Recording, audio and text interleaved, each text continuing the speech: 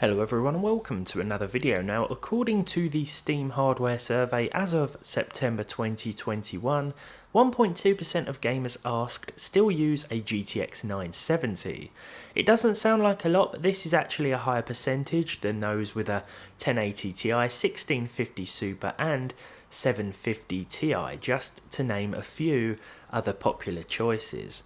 It's no surprise that 970 usage figures are up over the previous month either, as more people turn to the used market to tide them over until availability of newer cards improves. Prices are higher than they should be, that's a given, but today I want to talk about why the 970 might be worth considering if you are shopping for a second-hand graphics card. This MSI gaming version came with a 2600K pre-built I bought recently, but to allow it to reach its full potential I've paired it with an i5-10400F for today's tests. With Nvidia recently ending support for Kepler cards and therefore most 700 series CPUs, 900 series cards, aside from the 750, 750 Ti and 745, are the lowest numbered cards that you can buy that are still fully supported with the latest driver updates. The 970 also benefits from 4 gigs of VRAM or 3.5 gigs of fast memory and 0.5 gigs of slower memory. There was a lawsuit in the States and owners could claim a $30 refund, but this didn't change the fact that the 970 was a very capable card for the money.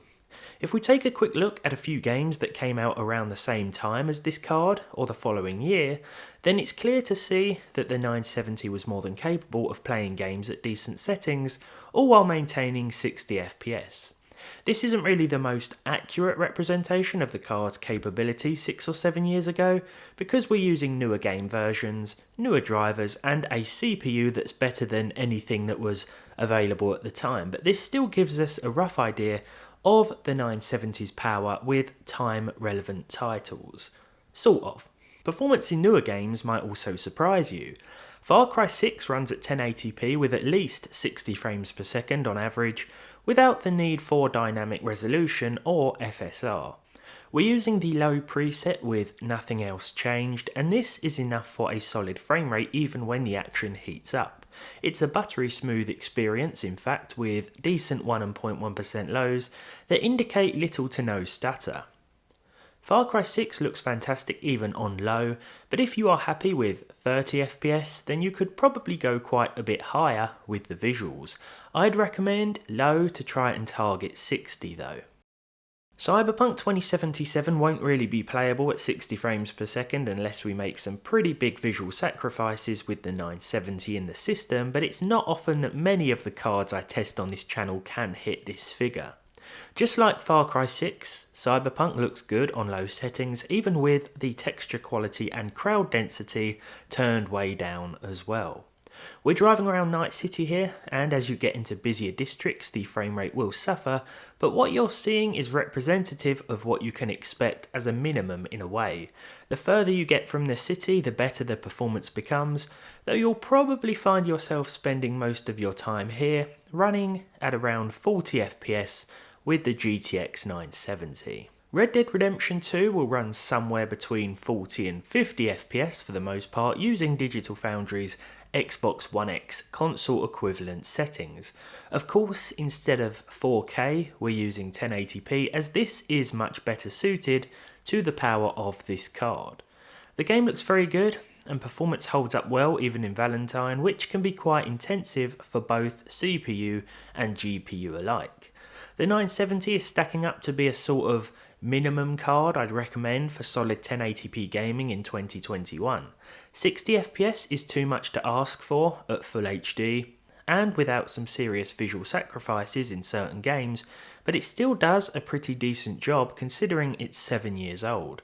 Not a bad lifespan for this once performance segment card, and it's not over yet. Fortnite looks good and plays well with the medium preset, though there are the usual frame dips here and there that occur anyway no matter the hardware I'm using.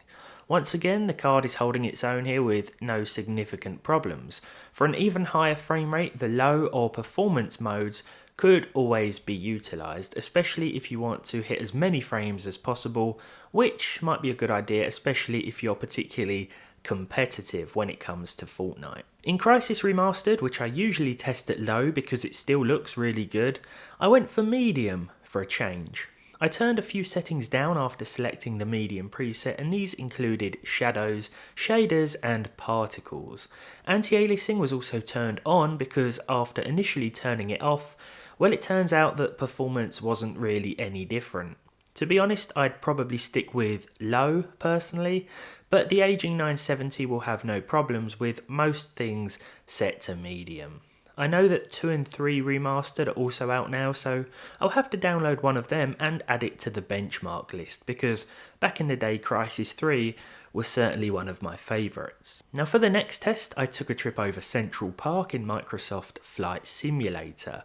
Cities and other built up areas are the most demanding in this game, as well as some high traffic airports. Here I chose the low end preset but didn't change anything else. I also had the live weather enabled, and considering we were flying through the start of a storm, well, that probably didn't help. Nonetheless, the end result was pretty positive with a close to 60 FPS average. I always say that anything above 30 is acceptable in flight sim, but it is all down to personal preference.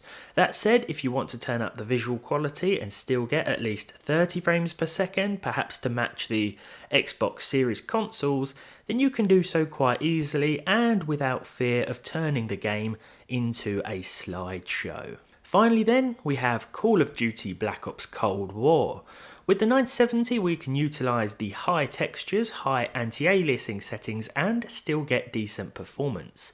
Now normally I choose low everything, especially when testing older cards, but I thought why not treat ourselves today considering that the card we're using is certainly capable of it. And things do look a little better when the high texture settings are enabled. Now I said it before, but the 970 seems like a good entry-level 1080p card these days. A card that will take on older games without breaking a sweat, hit at least 30 FPS in today's demanding releases, and even manage to still hit 60 frames per second in some new titles as well. It really has held up quite well over the years, and if you paid $300 to $400 for one back in the day, well, I think that was a pretty decent investment considering that it still puts up a hell of a fight today. Prices are all over the place at the moment, as expected. It's just the way things are with pretty much every GPU on the second-hand market right now, but with everything inflated, it's all relative, and the 970 should still be a choice that you consider if you want to put together a second-hand PC at the moment, or you're looking for something that can handle 1080p gaming while you wait for newer cards to become available. Overall then, thank you for joining me on this look back at the 970. If you enjoyed it, leave a like down below, leave a dislike if you didn't, subscribe to the channel if you haven't done so already, and hopefully I'll see all of you in the next one.